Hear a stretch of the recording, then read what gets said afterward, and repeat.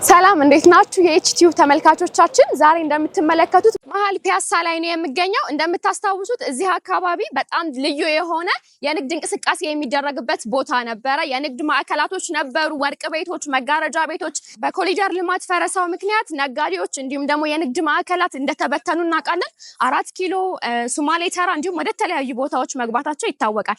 አሁን ላይ ግን ተመልሰው እዚሁ ፒያሳ ላይ ወደ ነበሩበት ቦታ ሊመለሱ እንደሆነ እየሰማን ነው ያለ ነው። አሁን እየደረሰን ባለነው መረጃ መሰረት የሚመለሱበትን ቦታ ከጊዮርጊስ ቤተክርስቲያን ፊት ለፊት ወይም ደግሞ አድዋ 00 ፊት ለፊት ላይ እየተገነባ ባለው ትልቁ ሞል ላይ የፒያሳን ድምቀት ድጋሚ ልናገኘው እንደሆነ ሰምተናል። እጅግ ዘመናዊ የሆነ የድሮዋን የፒያሳን ድምቀት አንድ ላይ ሰብስቦ ማምጣት የሚችል ዘመናዊ የሆነ የንግድ ማዕከል እየተገነባ ነው ያለው እዚህ ቦታ ላይ። እንደምትመለከቱት ሳይቱን ጎብኝቼ እየወጣሁ ነው ያለሁት። ሳይቱ ያለበት ሁኔታ ምን ላይ ነው የሚለውን በዛውም ደግሞ እየተባለ ያለው ነገር እውነት ነው ወይ የሚለውን መረጃ ሙሉ ለሙሉ ለእናንተ ለማድረስ ነው እዚህ ድረስ የመጣሁት።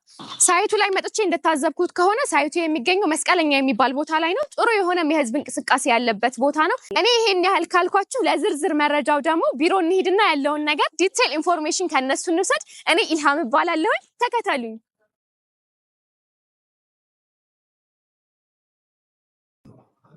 ሰላም ኢልሃም፣ እንዴት ነሽ? ረፍ ነው።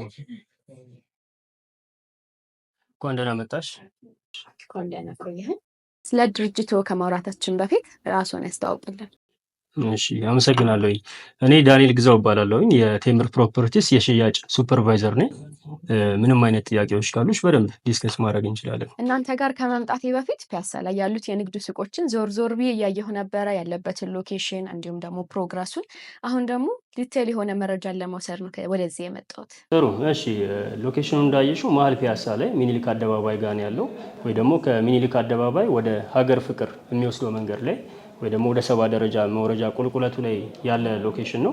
መስቀለኛ መንገድ ላይ ነው ያለው። ከሚኒሊክ አደባባይ ወደ ታች ወደ 7 ደረጃ የሚወስደው መንገድ ጋር ያገናኛል። አንደኛ፣ ሁለተኛ ደግሞ ፊት ለፊቱ ወደ ሲኒማ አምፓየር የሚወስደው መንገድ ጋር ፊት ለፊት ፌስ የሚያደርገው ወደዛ ነው የሚሆነው ማለት ነው። እዛ ጋር ሳይታችን 4200 ካሬ ላይ ያረፈ ሳይት ነው። ሙሉ በሙሉ የገበያ ማዕከል ነው። G+5 ሆኖ የገበያ ማዕከል ነው። ሱቆቹ በውስጥ በኩል አክሰስ የሚደረጉ የንግድ ሱቆች ናቸው። እያንዳንዱን ካሬዎች ከግራውንድ ጀምሮ እስከ 5ኛ ድረስ 20 ካሬ አድርገን ሽንሽናቸዋል። ስለዚህ ትንሽዬ ካሬ ለሚፈልግ ደንበኛ ትንሹ ካሬ መነሻችን 20 ካሬ ይሆንና ነገር ግን ከዛ በላይ ለሚፈልግ ደንበኛ 2ም 3ም እንደሚፈልገው የካሬ መጠን ሱቆችን መርጅ አድርገን እየሸጥን እንገኛለን ማለት ነው። ስለዚህ ያው የገበያ ማዕከሉ ላይ ወይ ደግሞ ሳይቱ ላይ እንዳየሽው ሎኬሽኑ ቆንጆ ሎኬሽን ላይ ነው ያለው። እዛው ጋር ፊት ለፊት ፓርኪንግ ተርሚናል ከተማ አስተዳደራችን እየገነባ ነው ያለው። በቀን በትንሹ እስከ 10,000 መኪና ማስተናገድ የሚችል የመኪና ፓርኪንግ ነው። ስለዚህ ከዚህም አንጻር ነው እኛም የንግድ ሱቁ እኛ ጋር አለ፣ መንግስት ደግሞ የንግድ እንቅስቃሴውን እዛው እየገነባ ነው እያልንበት ያለው ሪዝን ይሄ ነው። ስለዚህ 4200 ካሬ ላይ መሆኑና ብዙ ሱቅ መኖራቸው በራሱ የራሱ አድቫንቴጅ ይኖረዋል። ምክንያቱም ሰው ቡቲክ ሲያስብ አንድ ቡቲክ ያለበት ቦታ ሳይሆን ብዙ ቡቲኮች የሚያገኝበት፣ ሞባይል ቤት ሲፈልግ ብዙ ሞባይል ቤት የሚያገኝበት ቦታ ሄዶ ነው መገበያየት የሚፈልገው። ስለዚህ 4200 ካሬ ላይ በውስጥ በኩል አክሰስ የሚደረጉ ሱቆች ሆነው 4 ሊፍቶች ይኖረዋል። እያንዳንዱ ወለል ላይ ተንቀሳቃሽ የሆነ ደረጃ ወይ ደግሞ እስኬሌተር ይኖረውና በየፍሎሩ 4 እስኬሌተሮች ኖረውት ወደ 43% የሚሆነውን ህንጻችን ወይ ደግሞ የገበያ ማዕከላችን ያረፈበትን 43% የሚሆነውን ለሰርኩሌሽን ኤሪያ ስለሆነ የተጠቀምነው የንግድ ማዕከሉ በደንብ ለእንቅስቃሴ አመቺ የሆነ የገበያ ማዕከል ነው የሚሆነው ማለት ነው። ስለዚህ G+5 ነው፣ ሚክስድ ዩዝ አይደለም፣ ሙሉ በሙሉ የገበያ ማዕከል ይሆናል። ነገር ግን ከግራውንድ ጀምሮ እስከ 5ኛ ድረስ ካሬው ተመሳሳይ ሆኖ ፍሎር ከፍ እያለ በሄደ ቁጥር ዋጋችን በተወሰነ መልኩ እየቀነሰ ይሄዳል ማለት ነው። ስለ አከፋፈል ሁኔታው እንዲሁም ደግሞ የተለየ ለደንበኞች የምታቀርቡት ኦፈር ካለ ስለሱም ብሰማ ደስ ይለኛል። ጥሩ። አከፋፈልን በተመለከተ አከፋፈሉን ምቹ አድርገነዋል። ምክንያቱም ሙሉ ክፍያው በ12 ዙር የሚጠናቀቅ ነው የሚሆነው። 12ቱም ዙር በኮንስትራክሽን ፕሮግረስ ስለሆነ ደንበኛ የገበያ ማዕከሉን እድገት እያየ ነው እያንዳንዱን ፔመንት የሚያከናውነው ማለት ነው። ይሄ ደግሞ ትረስት ወርዚ ያደርገዋል። በታይም ፍሬም አይደለም 2 ወር ስለሞላው ክፈሉ ሳይሆን የምንለው እዚህ ደረጃ ላይ ደርሷል እያልን ነው ክፍያ የምንጠይቀው። ደንበኛም ፕሮግረሱን እያየ እድገቱን እያየ እያመነበት ነው ክፍያውን የሚፈጽመው ማለት ነው። ዋጋን ለጠየቅሽኝ ሚኒመም ፕራይስ ለምሳሌ አራተኛ እና አምስተኛ ፎቅ ላይ እንዳልኩሽ ካሬው ተመሳሳይ 20 ካሬ ይሆንና 3.93 ሚሊዮን 900 ሺህ ብር ይሆናል ቶታል ፕራይሱ። ቅድመ ክፍያ ዳውን ፔመንት ደግሞ የሚጠበቅበት ሚኒመም ከ900 ሺህ ብር ጀምሮ የንግድ ሱቅ ባለቤት መሆን ይቻላል ማለት ነው። ዝቅ ብንል ለምሳሌ ደግሞ ወደ ሶስተኛ ፍሎር ዝቅ ብንል ተመሳሳይ ካሬ 20 ካሬ ይሆንና ቶታል ፕራይሱ 4 ሚሊዮን 200 ሺህ ብር ይሆናል። ከዛ ቅድመ ክፍያ ዳውን ፔመንቱ 1 ሚሊዮን 200 ሺህ ብር ከፍሎ መሀል ፒያሳ ላይ ሶስተኛ ፎቅ ላይ የሱቅ ባለቤት መሆን ይቻላል ማለት ነው። ስለዚህ ልክ እንደዚሁ በፍሎር ዝቅ እያለን ስንሄድ ዋጋው እየጨመረ ይሄዳል። ወይ ደግሞ ከታች ከግራውንድ ጀምረው ወደ ላይ እየወጣን ከፍ እያለን ስንሄድ በተወሰነ መልኩ እየቀነሰ ይሄዳል ማለት ነው። ለምሳሌ አሁን አንደኛ ፎቅ ላይ ለሚፈልግ ደንበኛ ካሬው ተመሳሳይ 20 ካሬ ይሆንና ቶታል ፕራይሱ ደግሞ 5 ሚሊዮን 500 ሺህ ብር ይሆናል ቶታል ፕራይሱ። ቅድመ ክፍያ ደግሞ 2 ሚሊዮን ብር ከፍሎ አንደኛ ፎቅ ላይ የሱቅ ባለቤት መሆን ይችላል ማለት ነው። አከፋፈሉ በዚህ መልኩ ይሆናል። አጠቃላይ እንዳልኩሽ 12 ዙር ብሬክዳውን ይኖረውና አግሪመንት ላይ ውል ላይም ለደንበኛ ክሊር እንዲሆን የሚቀመጠው ፐርሰንቱ ሳይሆን ክፍያው ተከፋፍሎ ነው። ስለዚህ አንደኛ ፎቅ ላይ ደርሷል፣ ሁለተኛ ፎቅ ላይ ደርሷል ብለን ደንበኛን በምንጠይቅበት ሰዓት ያችን የተቀመጠችዋን አማውንት እያመጣ ነው የሚከፍለው ማለት ነው። ከፍተኛ ሲሆን አንድ ዙር ላይ የምንጠይቀው 500 ሺህ ብር ይሆናል። ዝቅ ሲል ደግሞ ዴሊቨሪ ላይ እስከ 200 ሺህ ብር ዝቅ ይላሉ። በአንድ ዙር የሚጠየቀው ደንበኛ ማለት ነው። እንደ ሀሳብ እዚህ የንግድ ማዕከል ላይ የሚገዙ ሰዎች ምን አይነት ቢዝነስን ራን ቢያደርጉበት ትርፋማ ይሆናሉ ብለህ ታስባለህ? ኦኬ ፒያሳ ላይ እንደሚታወቀው በብዛት የሚታወቀው በወርቅ ቤት ነው። ስለዚህ ሰውየው እኛ ሊሚት አናደርግም። ምንም አይነት ቢዝነስ መክፈት ይችላል፣ ቢሮም ማድረግ ይችላል፣ ለሚፈልገው የንግድ እንቅስቃሴ መጠቀም ይችላል። ስለዚህ ግራውንድ ፍሎሩን የሚገዛ ሰው ለወርቅ ቤቶችን ማድረግ ይችላል፣ ቡቲክ ማድረግ ይችላል፣ ካፌ ማድረግ ይችላል። ሰርቪስ የሚሰጡ ለምሳሌ ፀጉር ቤቶች፣ የውበት ሳሎኖች የመሳሰሉ ነገሮች ከሆኑ ደግሞ ሁለተኛና ሶስተኛ ፍሎር ላይ መግዛት ይችላል ማለት ነው። እኛ ሊሚት አላደረግንም፣ በነፃነት ነው። ምንም አይነት የሚፈልጉትን ቢዝነሶች ደንበኞች በነፃነት እንዲሰሩ ፍሪደም ስላለው ምንም አይነት ቢዝነስ መስራት ይችላሉ። እንደየፍሎሩ ያዋጣኛል ብለው የሚያስቡትን ቢዝነስ ፒያሳ ላይ ሴንተር ሎኬሽን ነው። አዲስ አበባ ላይ ሴንተር ከፒያሳ የተሻለ ሎኬሽን የለም። ያ ስለሆነ ምንም አይነት ቢዝነስ ሰርተው መጋረጃ ቤትም ይሁን ቡቲኮች የሚሆን የውበት ሳሎን ይሁን ኮስሞቲክስ መሸጫ ይሁን እንደ ሀሳብ የያዙትን ቢዝነስ መስራት ይችላሉ። ከዛም ውጭ ደግሞ ቢዝነስ መስራት የማይፈልጉትም ለማከራየት እንዲጠቀሙት ካሽ ሪተርኑ ቀላል አይደለም። እዛ ኤሪያ ላይ እንደሚታወቀው አንድ ካሬ ፐር ካሬ ከ10 ሺህ እስከ 20 ሺህ ብር ድረስ የሚከራይበት ሎኬሽን ነው። ስለዚህ 20 ካሬ ሱቅ አለው ማለት አንድ ደንበኛ ለምሳሌ ፐር ካሬ ሚኒመም 10 ሺህ ብለን ግራውንድ ላይ ኪራይ ብናስቀምጥ 20 ካሬውም በወር 200 ሺህ ብር ገቢ ያገኝበታል ማለት ነው። ስለዚህ ይሄ ፍሪደም ስላለ ነፃ ቢዝነስ አንዱ ባላዋጣው ሰዓት ሌላውን ቢዝነስ እየቀየረ ወይ ደግሞ እያከራየ ካሽ ሪተርን የሚያገኝበት ሁኔታ ይኖራል ማለት ነው። ከዛ ውጭ ትልቁ ነገር ሪሴልም ስለሚቻል መልሶ መሸጥ ይችላል ደንበኛ። አንዱ አድቫንቴጅ እሱ ነው። ሲረከብም ጠብቆ ፕሮግረስ ማድረጉ በራሱ የራሱ ቫሊዩ እንዲኖረው ስለሚያደርግ ፕሮግረስ ባደረገ ሰዓት ጠብቆ መሸጥ ይችላል። ሲረከብም ጠብቆ አትርፎ ከእጥፍ በላይ አትርፎበት መልሶ መሸጥ ይችላል፣ ትርፉን መያዝ ይችላል ማለት ነው። ቴምርን ለማያውቁ ተመልካቾቻችን ቴምር ከዚህ በፊት ምን ሰርቷል፣ ምን አይነት ፕሮጀክቶችን አጠናቋል የሚለውን ደግሞ ስለነሱ በደንብ ለእኔም ለተመልካቾችም ግልጽ ቢሆንልን ደስ ይለናል። ጥሩ ጥያቄ ነው። ቴምር ፕሮፐርቲስ የሪል ስቴት ኢንዱስትሪውን ጆይን ካደረገ 7 ዓመት ሆኖታል። በዚህ 7 ዓመት ጊዜ ውስጥ 7 ሎኬሽኖች በላይ ገንብቶ አጠናቆ በቆንጆ ጥራታቸውን የጠበቁ መኖሪያ ቤቶችን ነዋሪዎቹ አስረክቧል። ከነዚህ ከ7 ፕሮጀክቶች መካከል አንደኛው ለምሳሌ አጣና ተራ ያለው ሳይታችን ነው። ከዛ ውጭ ደግሞ 4 ኪሎ ያለ ሳይት አለን። በተጨማሪ ደግሞ ለቡ ያለ ጂ+9 ቢልዲንግ የሆነ ሬዚደንሻል መኖሪያ ቤት ብቻ የሆነ አፓርትመንት አጠናቅን አስረክበናል። እነዚህ ለምሳሌ ናቸው።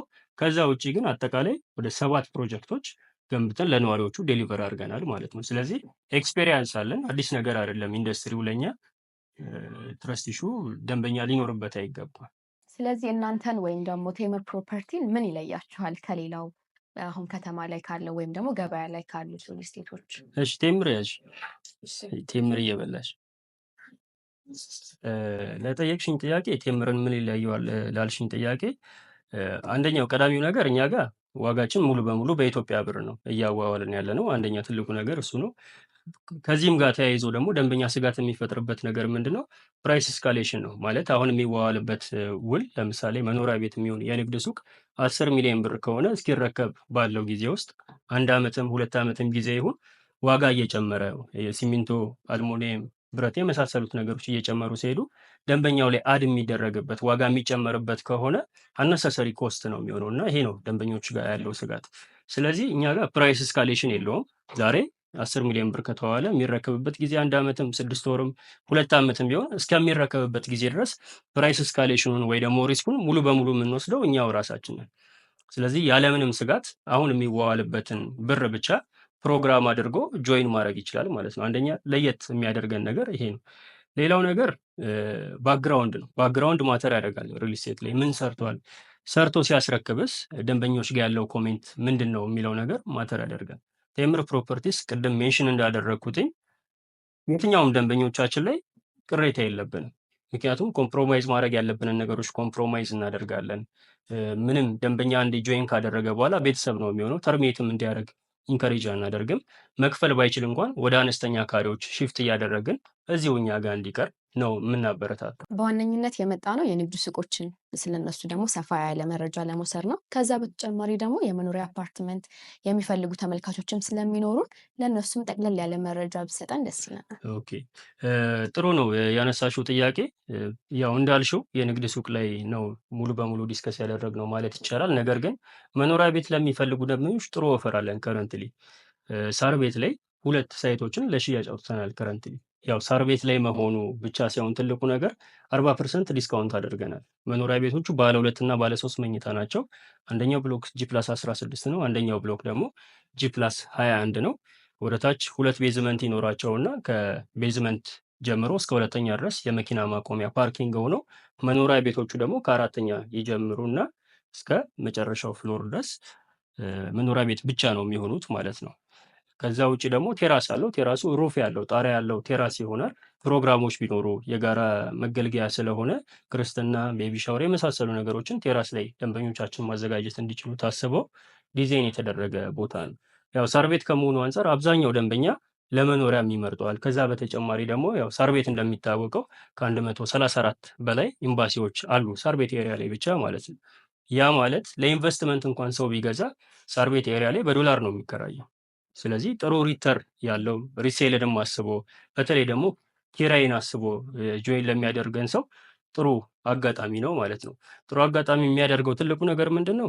40% ዲስካውንት አድርገናል። ለአጭር ጊዜ ነው የሚቆየው በእርግጥ ነገር ግን 40% አሁን የመጣ ደንበኛ 1 ሳምንት ጊዜ ኤክስቴንድ ሆኗል ዲስካውንቱ። ስለዚህ 40% ዲስካውንት ሆኖ 60%ን ብቻ ከፍሎ ያለምንም ተጨማሪ ክፍያ የቤት ባለቤት መሆን ይችላል ማለት ነው።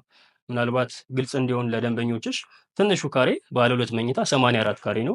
ከፍ ሲል ደግሞ 94 ካሬ ባለ 2 መኝታ ይኖረናል። ወደ ባለ 3 መኝታዎቹ ስንሄድ ትንሹ ካሬ 106 ካሬ ይሆንና ከፍ ሲል ደግሞ 130 ካሬ ባለ 2 መኝታ ይሆናል ማለት ነው።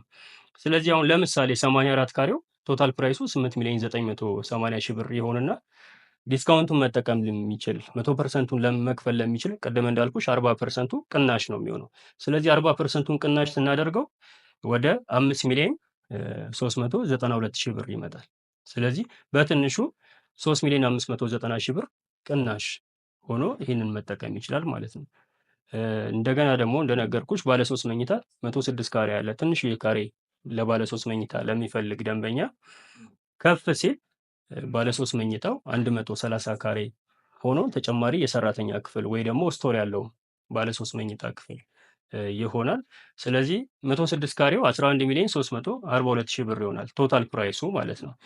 ዲስካውንቱን መጠቀም ለሚችል ደንበኛ ደግሞ 60%ቱን ብቻ በምናወጣበት ሰዓት ወደ 7 ሚሊዮን ብር ይመጣል ማለት ነው።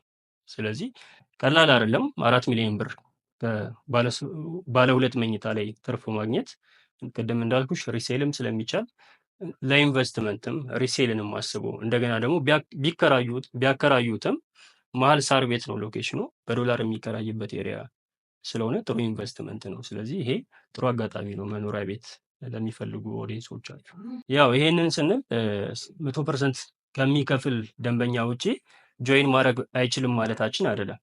ዲስካውንቱ አማራጭ እንዳለ ሆኖ ነገር ግን ቀስ ብዬ 10% ከፍዬ በ3 ዓመት እከፍላለሁ ለሚል ደንበኛ እሱም አማራጭ አለ። አሁን ዳውን ፔመንት 10% ብቻ ከፍሎ ቀሪውን 90% በ3 ዓመት ጊዜ ብሬክዳውን ተሰርቶለት በ16 ዙር ማጠናቀቅ ይችላል ማለት ነው። ይሄም አማራጭ አለ። ከዚህ ውጭ ከሳር ቤት ሎኬሽን ውጭ የሚፈልጉ ደንበኞች ካሉ መሀል ፒያሳ ሊሴ ገብረ ማርያም ጋር መኖሪያ ቤት አለን። ከዛ ውጭ ደግሞ አያት ላይ 3 የተለያዩ ሎኬሽኖች ላይ 80% ፕሮግረስ ያደረገ እዛው አያት አደባባይ ጋር አንድ ሳይት አለን። ወደ አያት ሎሚያድ የሚወስደው መንገድ ላይ ሜን ሮዱ ላይ አስፋልቱ ላይ ደግሞ ሌላ ሳይት ጂፕላስቴን የሆነ 3ኛ ፎቅ ላይ ፕሮግረስ የደረሰ ወይ ደግሞ በፐርሰንት ብናስቀምጠው 35% ፕሮግረስ ያደረገ ሌላ ሳይት አለ። ከዛ በተጨማሪ ደግሞ አያት ፈረስ ቤት ሌላ ሳይት አለን። እዛው ላይ 10% ከፍለው ጆይን ማድረግ ይችላሉ። ቶሎ መረከብ የሚፈልግ ደንበኛ ደግሞ እዛው አያት አደባባይ ጋር ያለው ሳይታችን ላይ 80% ፕሮግረስ ያደረገ የሚቀረውም ስራ የፊኒሽንግ ስራዎች ብቻ ስለሆኑ እዛ ሳይት ላይ ጆይን ማድረግ ይችላሉ ማለት ነው። ስለዚህ በሳይት ደረጃ አማራጭ አለ። የሚፈልጉት ሎኬሽን ላይ አማራጭ መስጠት እንችላለን። ግን ያው የዛሬው ፎከሳችን ትኩረታችን የንግድ ሱቅ ላይ ስለሆነ እዛው ላይ ብቻ መጣን እንጂ ከባለ 1 መኝታ ጀምሮ እንደየ ሳይቱ እስከ ባለ 3 መኝታ ድረስ ያውም ባለ 3 መኝታ ክፍል በሚሆኑበት ሰዓት 2 ኩሽና ያላቸው 1 ክሎዝ ኪችን፣ ሁለተኛ ደግሞ ኦፕን ኪችን ዘመናዊ ኩሽና ያላቸው መኖሪያ ቤቶች አሉ። ያው የንግድ ሱቁ ላይ ትኩረት ስላደረግን ነው መኖሪያ ቤቶቹ ላይ ዲቴል ያላወራ ነው ማለት ነው። ከሀገር ውጭ ያሉ ደንበኞች እናንተን በምን ማግኘት ይችላሉ? ከዚሁ ጋር ደግሞ አያይዘህ ህጋዊ ወኪል የሌሏቸው ሰዎች ደግሞ እንዴት ነው ይሄንን እድል ተጠቃሚ መሆን የሚችሉት? ጥሩሽ ውጭ ሀገር ያሉ ደንበኞቻችን እኛን ያው ዋትሳፕ ላይ፣ ቫይበር ላይ፣ ኢሞ ላይ እኛን ኮሚኒኬት ማድረግ ይችላሉ። ምናልባት ስልክም እንዲይዙ በ0982 66 74 75 ላይ ዋትሳፕ ላይ፣ ቫይበር ላይ፣ ኢሞ ላይ ቢደውሉ ኤኒታይም የሽያጭ ሰራተኞቻችንን ኮሚኒኬት ማድረግ ይችላሉ። እዛ ዲቴል ዶክመንት ፋይል ተልኮላቸው መርጠው የሚፈልጉት ሳይት ላይ ጆይን ማድረግ ይችላሉ። ከዛም ጋር ተያይዞ ምናልባት እዚህ ተወካይ የሌላቸው ደንበኞች እኛንም ያጋጥሙናል። እዛ ሆኖ ያሉበት ሀገር ሆነው አግሪመንት መፈረም፣ ብር መክፈል፣ መላክም ለሚፈልጉ ደንበኞች ስዊፍት አካውንት ስላለን ያሉበት ሀገር ሆነው ብራቸውን ቅድመ ክፍያቸውን መክፈል ይችላሉ።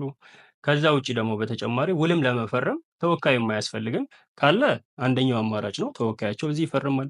ተወካይ ከሌላቸው ደግሞ በዲኤችኤል ውላቸው ተልከው መፈረም ይችላሉ። ወር ደግሞ ስካን ተደርጎ ይላክላቸውና ፕሪንት አድርገው ውላቸውን ፈርመው መልሰው ስካን አድርገው ይልኩልናል ማለት ነው። በዛ መልኩ ነው ደንበኞች እያስተናገድን ያለ ነው። ስለዚህ በደንብ ፕሮሰስ ማድረግ ይችላል። እየሰራንበት ያለ ስለሆነ ይሄ አማራጭ በደንብ አለ ማለት ነው። በእኔ በኩል ጥያቄን ጨርሻለሁኝ።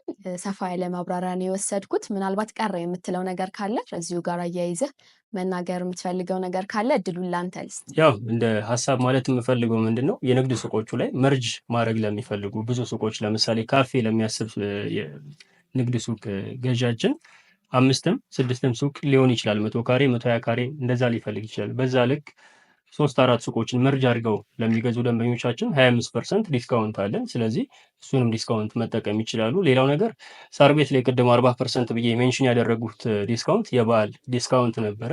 ኤክስቴንድ ሆኖ ተራዝሞ ወደ ፊታችን ለ1 ሳምንት ጊዜ የተራዘመ ስለሆነ እሱን መጠቀም ይችላሉ።